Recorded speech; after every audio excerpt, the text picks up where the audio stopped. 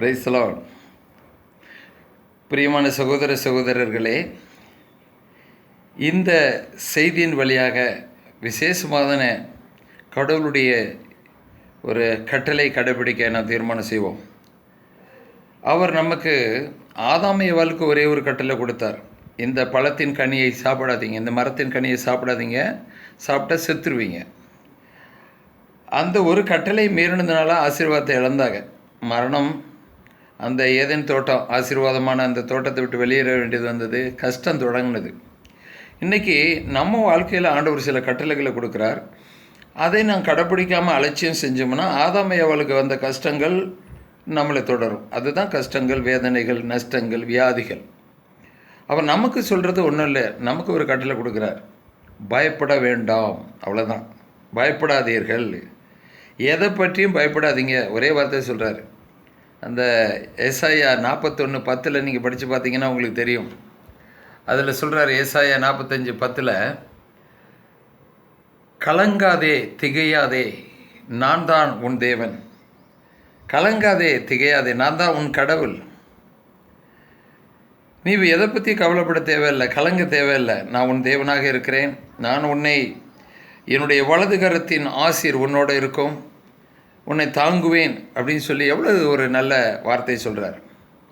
அதெல்லாம் மீறி நம்ம அவர் சொன்னதை கேட்கலைன்னா, அவர் சொல்கிறாரு ஏசாயா 66:4, நான் உன்னை பயப்பட வேணான்னு சொன்னேன், நான் சொன்னதை நீ கேட்கலை, அதனால் நீ எதை குறித்து நீ பயப்படுறியோ அதையே உன் மேலே நான் வரவழைப்பேன்.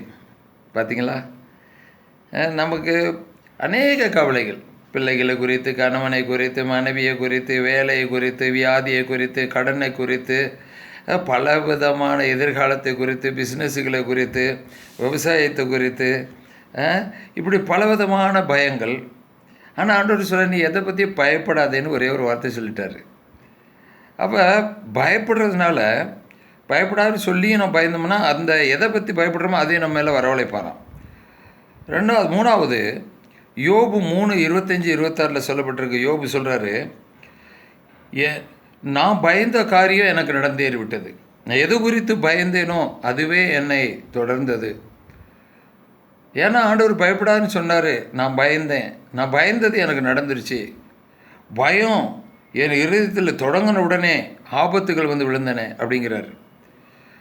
ஆகவே பிரியமான சகோதர சகோதரிகளை, பிள்ளைகளை குறித்து, படிப்பை குறித்து, ஃபெயில் ஆகிருமோ, சின்ன கட்டி வந்துச்சுன்னா அது கேன்சர் குட்டியாக இருக்குமோ, தலைவலி வந்துச்சுன்னா தலையில் கட்டி இருக்குமோ, சரீரத்தில் எல்லா வியாதி வரதான் செய்யும், பலகீனங்கள். அதை குறித்து நம்ம பயப்படுறதுனால தானே இந்த பிபி, சுகர்லாம் வந்து அதிகமாக ஆகிறதுக்கு அந்த பயம்தான். எதையோ நினச்சி பயம். ராத்திரி படுத்தா பயம், எந்திரிச்சா பயம், வெளியில் போனால் பயம், சாப்பிடும்போது இது சாப்பிட்டா இதாகுமோ, அதை சாப்பிட்டா இதாகுமோ. எதை பற்றி கவலைப்பட, எல்லாம் சாப்பிடலாம், சாப்பிட்றதுக்கு தான் வச்சுருக்கிறாரு. எதை சாப்பிடக்கூடாதோ எது சாப்பிடணுமோ ஆண்டவர் சொன்னார்ல, இதை சாப்பிடு இதை சாப்பிட, அந்த மாதிரி கேட்டு நடந்தால், சில இதெல்லாம் வந்து நம்ம கேட்டு நடந்தால் அதுபடி நடக்கும்.